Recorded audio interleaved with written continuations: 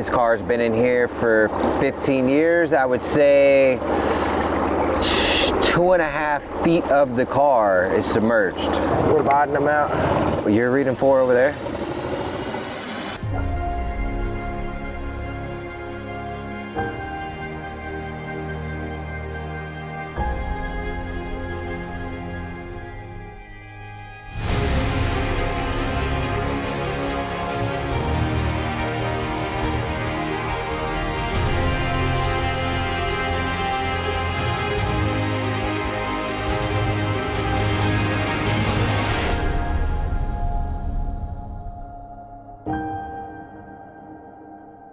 Okay. All right. We'll see you in a few minutes. All right, clear. Bye. Bobby Jones went missing June 22nd of 2007 from Wharton, Texas. He was 48 years old at the time of his disappearance, 5 foot 7 inches tall, 185 pounds. Jones was last seen at his home just outside Wharton, Texas at 10:30 p.m. on June 22nd, 2007. He has never been heard from again. He was reported missing the next day when he did not show up to host his Saturday morning radio show on KULP in El Campos, Texas. He was a locally famous musician in 2007 and played polka in the Bobby Jones Czech Band, but he has not attended any gigs since his disappearance. Prior to going missing, he had canceled several upcoming music engagements without explanation. There was no sign of a struggle at his house either. Authorities believe Jones got in a car accident while on his way to work on June 23rd. They found tire tracks leading off the road directly into the Colorado River alongside Jones's work route, and when the floodwaters receded, the license plate for Jones' car was located. Foul play is not suspected in Jones' disappearance. His body, which may be in the Colorado River, has never been recovered. Got a little bit of a current, crystal clear waters. If his vehicle is in here and did go off this cliff and the waters were higher and flowing a lot different than they are now, I mean, this car could be down pretty far and it could be in a hole. I mean, as you see out here, there's a lot of shallow areas, but what we know with rivers like this that have currents, when cars go in, man, they can go a long ways. And if the water's a lot higher, it's flowing even more aggressive, it could take that car and put it in a hole. So the fact that we can see crystal clear, it looks shallow, really, at this point doesn't mean anything until we get in the water and actually put our sonar in and just scan the entire region. So that's what we're gonna do. Right now we're waiting on Jacob and Lindsay to get here. Once they do, we'll put our heads together and go from there. River doesn't look bad though.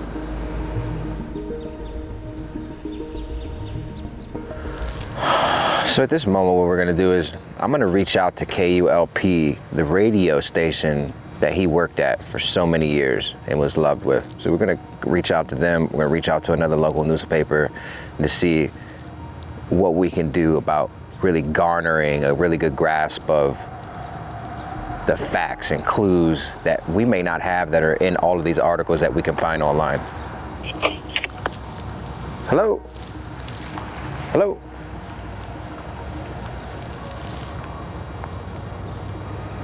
Just keep getting hung up on. So what I'm doing right now, Jacob, is I'm trying to reach out to the local newspaper. Okay. And also the KULP news station that Jones worked for. Yes.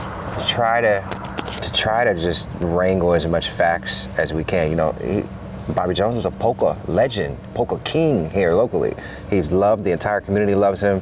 They celebrate him every year since he's been missing. He's been missing 14, 15 years now. And everything that we've read online points to his car being in the river.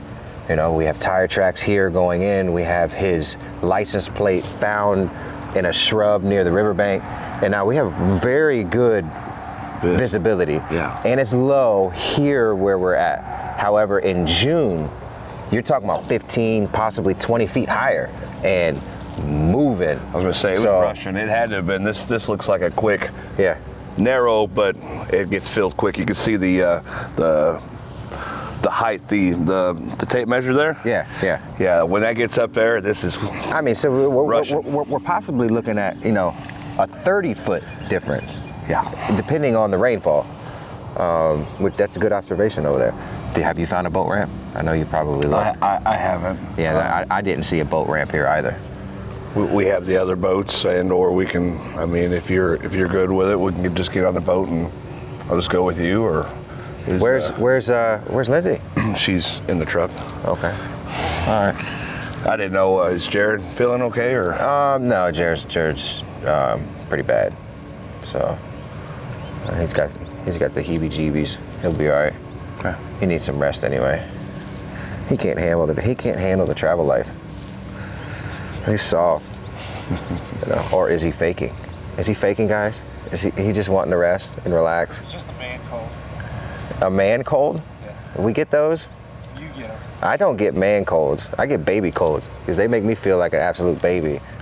I might as well wear a diaper and give me a pacifier because, man, Lindsay's finally here. We've been waiting on Lindsay because Lindsay does all the investigating. Lindsay knows everything, and she's going to tell us directly where Mr. Jones's car is. Well, so there were tire tracks going into the river right around this restaurant here. When the river had receded, his plates were also found here. Yeah. There's been rumors that they have sonar, they found his car here. There's been rumors that they just think his car's in here. It's a 1993 red Chevy Lumina. Right. If it's not in here, I have no idea. It's got to be in here. And one thing we do have to our advantage today is shallow water. Yeah. I mean, as Jacob pointed out, look at that measure on the side of there. And right now it's winter. Even though I have a t-shirt on and Jacob does, it's winter. It's cold. And it's low, so we don't have all the spring runoff. A lot of the rainfall you do in April showers. He went missing June 22nd, so that was full-blown river level there. And I tried reaching out to the radio station and the newspaper before we got here. I didn't hear anything back. I just tried to do it again. Obviously, it's Sunday.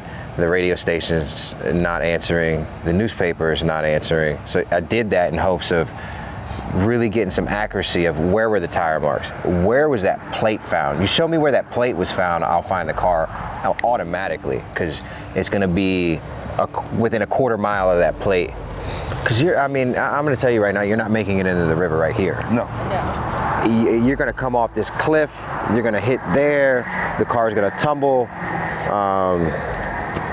The only way you're making it into the river here is unless the water's way up here, and I don't see anything to lead me to believe the water's been up here in a long time. The grass can grow in just a year or two. In just one season, but you would have weathering on the trees if it was a regular occurrence. And also you can take the watermarks on the bridge. You can kind of see where it kind of gets up to about 4 or 5 feet higher than it is now on a regular basis. But that doesn't mean that it doesn't go all the way up. That measurement tool right there is there for a reason. Well, and with it being low right now, it helps us rule out a lot of areas. It does. So it seems like we're going to be looking for a pocket with a car in it. So we'll find somewhere where we can park. This is private property, so we're not going to stay here. So we'll find somewhere we can park close and hike the boats down, which is another good reason we use the smaller boats. Because it doesn't matter whether it's we got to hike it down a cliff, over a hill into a pond. It's feasible. It's feasible. All right, let's go find somewhere to put the boat in the water. We're gonna look for a nice place to get in. So we're here. We got some pretty big cliffs. We need to find a really decent park area. So these are some private homes. Riverfront Park temporarily closed. That's right up the street. Let's go down there and see what that looks like. That's that thing. Yeah.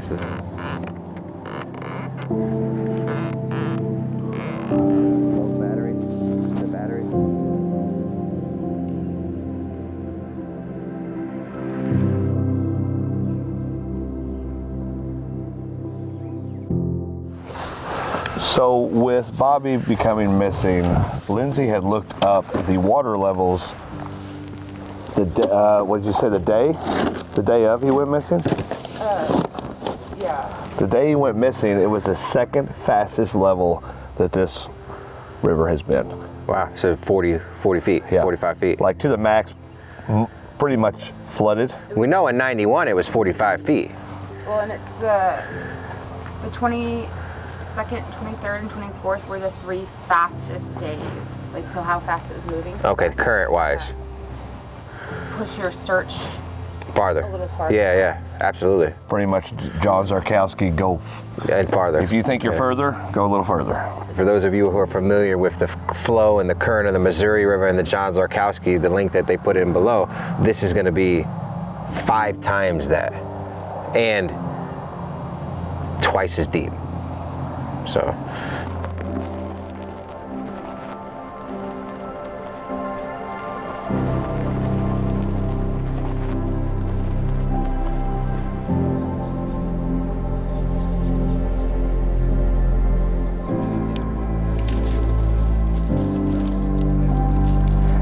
Let it gently do its thing. You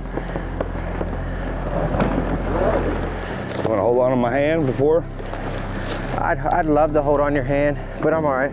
Okay. I'll hold your hand no matter what anyway, buddy. All right. I'm just making sure that if you slipped, you didn't go in. All right. Because when I get in, Let me fix this.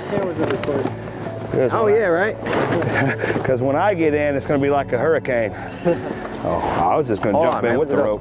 We gotta make sure the coffee's ready. You brought coffee with you? Yeah, coffee's hot. We're good.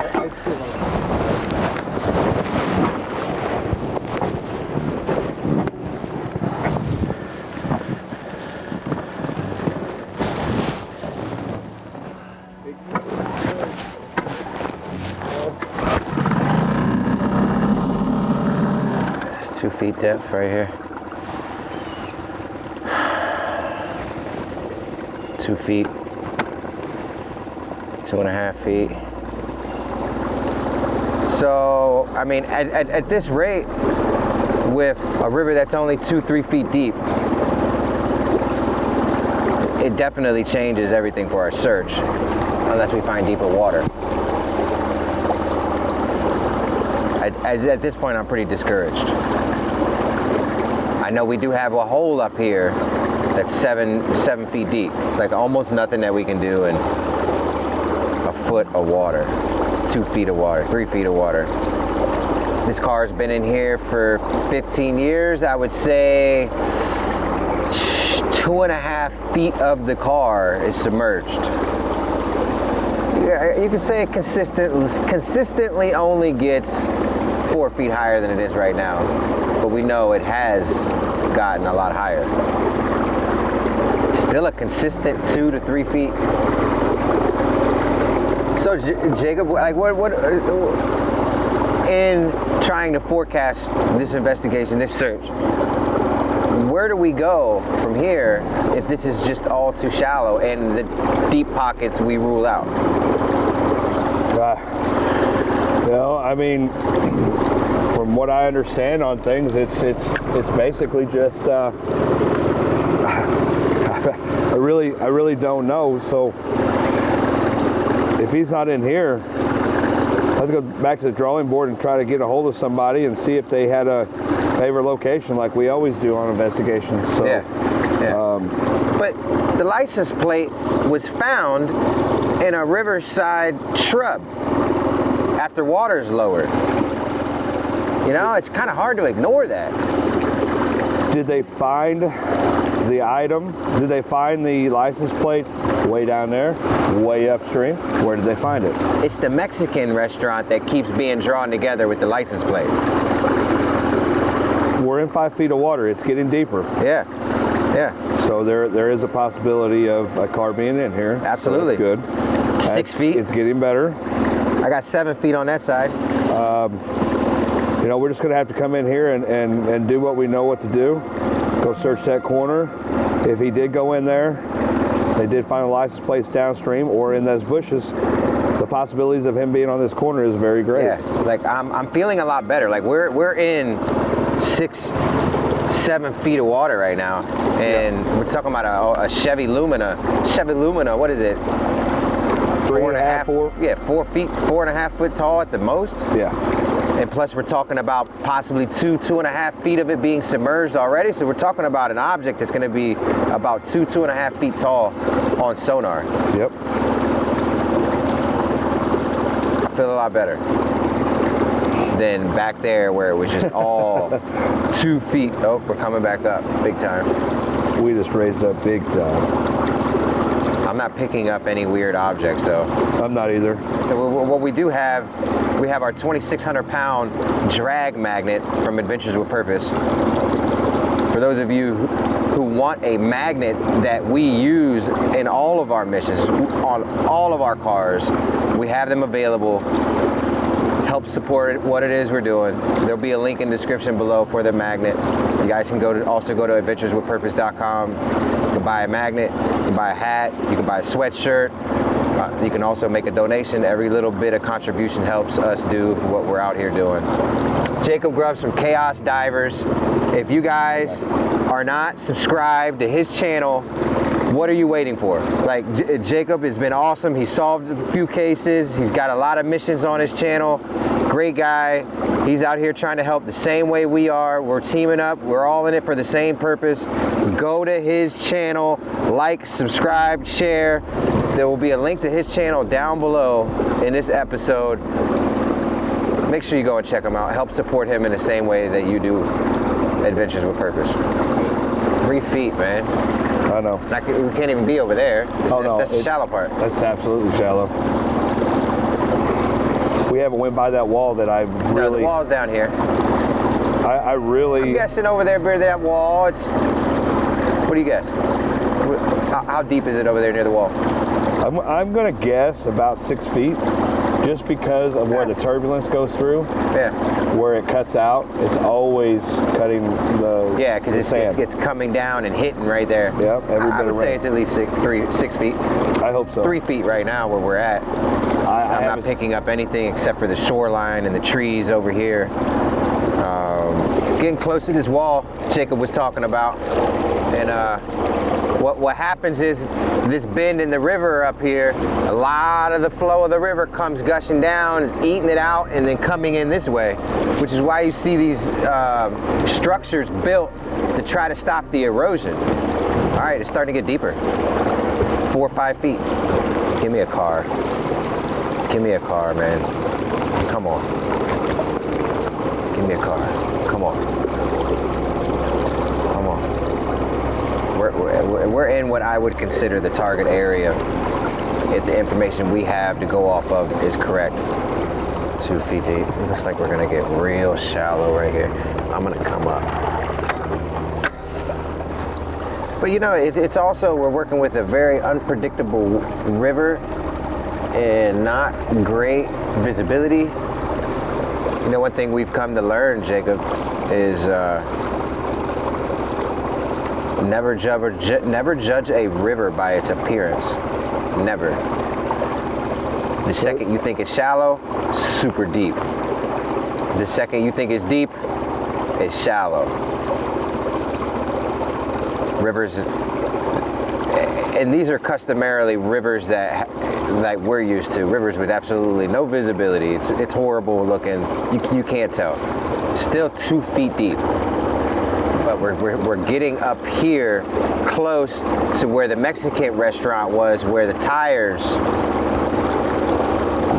marks were going into the river. And we also have another wall up here, so maybe we have some deeper water near the wall, right down up here where the Mexican restaurant is, Jacob. Yeah. So right there by that bridge, up on the right, is where we were earlier this morning, where supposedly the tire tracks came into the river. And you see we have this other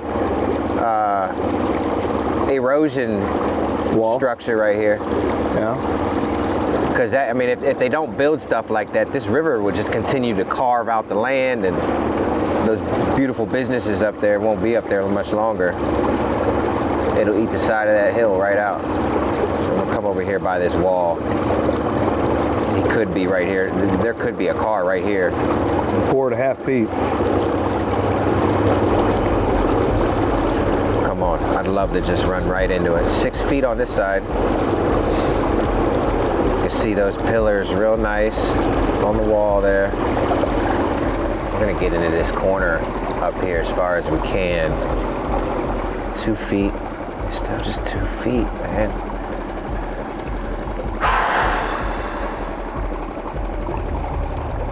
all we can do is try. You know, this is a case with facts that are just a lot better than some of the other cases that we solve. And it's just really discouraging to get in here and just to come up on 1 foot of water, 2 feet of water, 4 feet right here.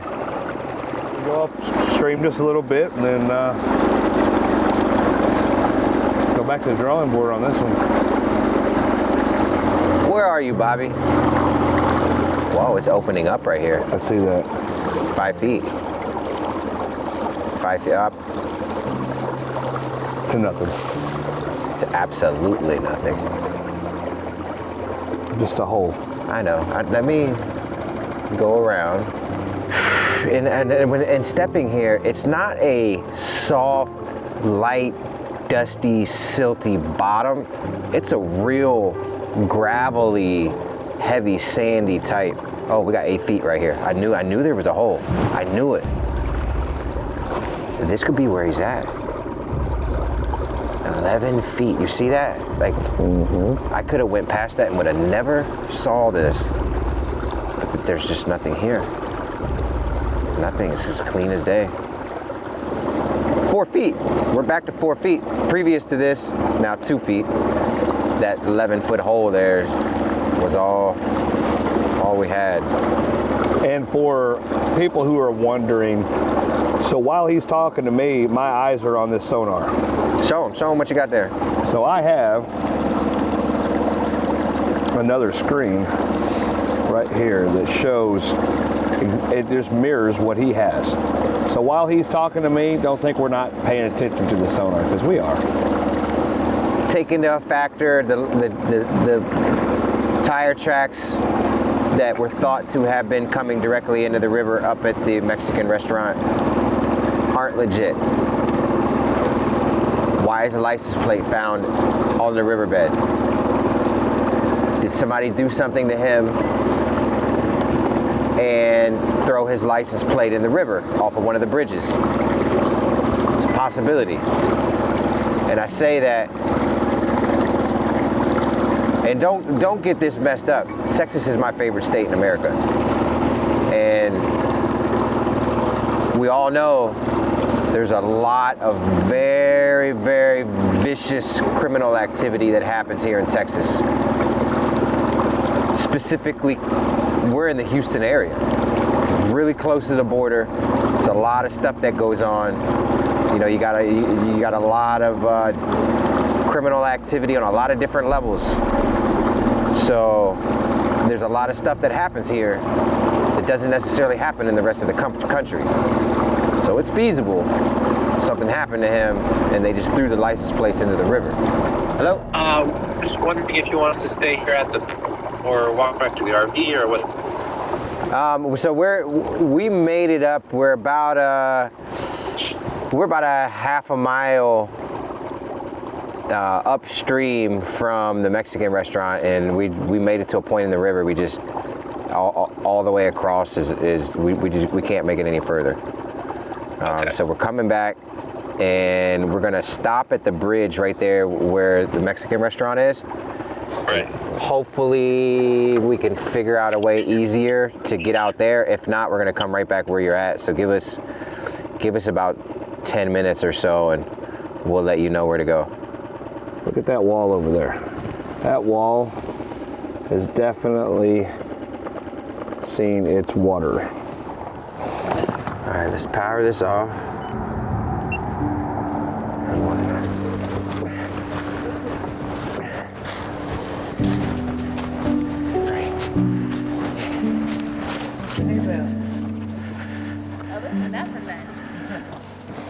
I'm gonna do that. Microphone back on. The question is, where do we go from here? My only logical next step falls back in line with where we normally start our searches. Where was his last known location? Home. We know he was verified. His friend went to his home with him that night, was last seen at 10:15 p.m. Very, very reliable gentleman, as I was explaining to you guys earlier. You know, always on time, super consistent with everything he did, never missed anything. He's supposed to be at work the very next morning. Never showed up to work. So we know he was at home. We know he's supposed to go back to work the very next morning. I think if he's in this river, he's buried. This is the only body of water other than 2 creeks in between here and El Campo where the radio station is. You know, if anybody has different information and saying, hey, the license plate wasn't found here, it was found at a lake or it was found at a pond, please reach out to us, because that's why we bring this out to you guys, to maybe possibly help. There's 15 million people who watch these videos. Yeah, yep. Somebody will know something, and there will be somebody. A lot of you also do your own homework and investigation behind the scenes for us and are really good at it. A lot of you guys have been able to uncover information that even we couldn't, and it's helpful. So Yeah, thank you guys for all your work. That party was supposed to be somewhere else, and then they actually said, hey, that party wasn't there. They told Jared, and Jared came back there and found it. Yep. Way back there in the distance.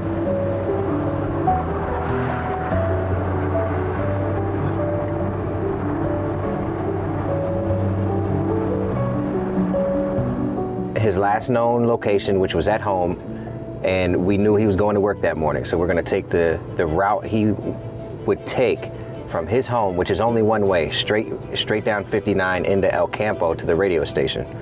There's a few creeks along the way. On satellite view, they don't appear to be much to hide a car, but we're going to lay eyes on them to rule them out, and we're going to go from there. I'm going to let Jacob know we're going to turn around and head in that direction.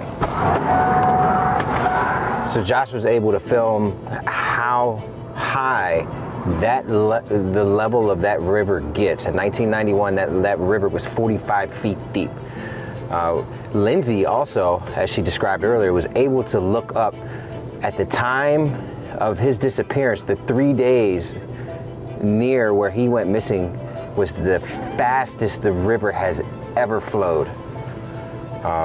So that plays a lot into this. Is the car buried?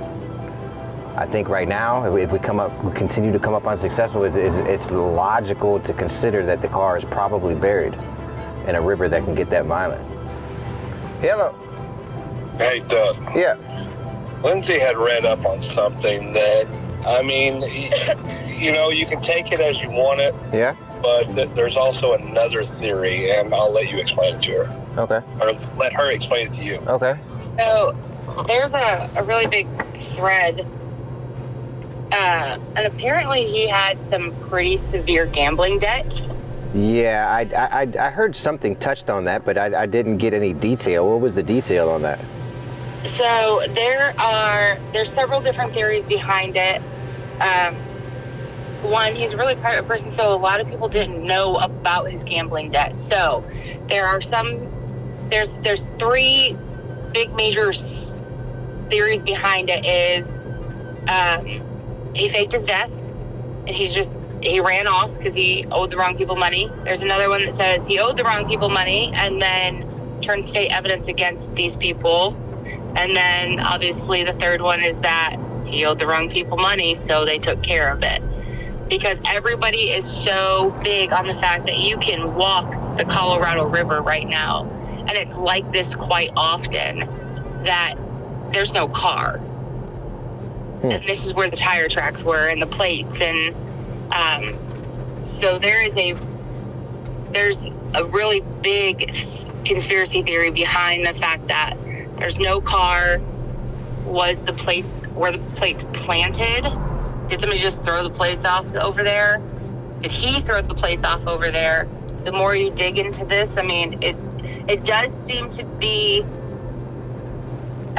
relatively reliable information as far as he had a severe gambling debt due to some gambling addictions that he had. It's definitely not far-fetched at all. He gave his buddies a heads up, like, hey, don't count on me for the next week because I got something planned, which sounds like a suicide. That could also sound like I'm gonna disappear, but not necessarily, die. Right.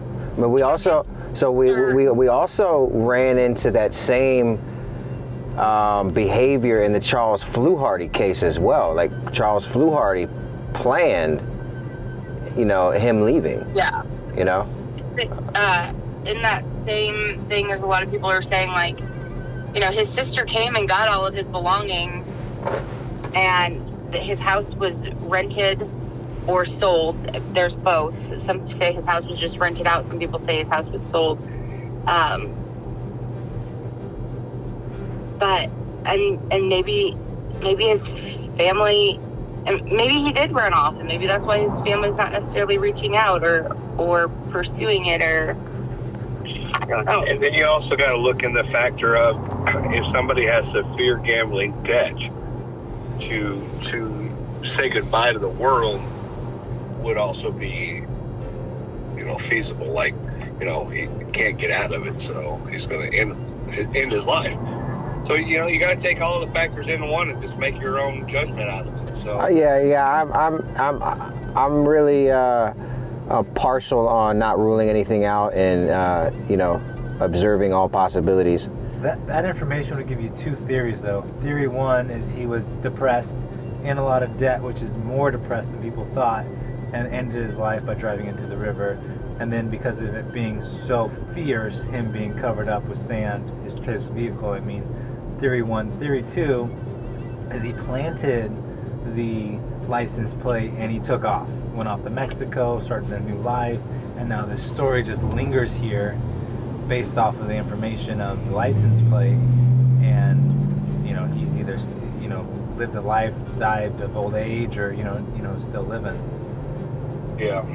So there's a lot of theories in this, and all we can do is turn over the possibilities, and then after that we figure out what we're going to do from there. Yeah. Okay. So let's just continue the route we're going and just that would be theory three, is that he would have crashed on his way to work. Regardless of those theories that are all logical and plausible, we still got to rule out the route from his home to his job, where we know he was heading, and everybody was consistent with saying that he was super reliable, never late.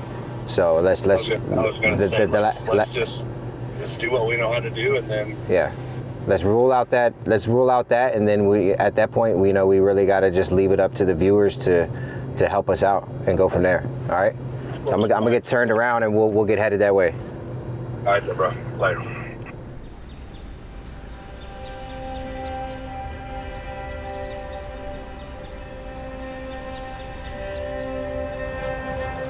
We're here, KULP News radio station, where Polka King legend Bobby Jones would have gone to work had he not disappeared the night before. Why did he disappear? How did he disappear?